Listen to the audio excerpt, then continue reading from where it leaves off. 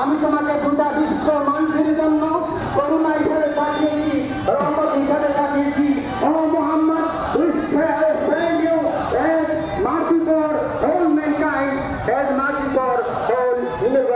গোটা বিশ্ব মানবতার কাছে তিনি শান্তির অগ্রদূত, শান্তির বার্তা নিয়ে এসেছিলেন, মানবতার মুখ্য প্রতীক হিসাবে এসেছিলেন।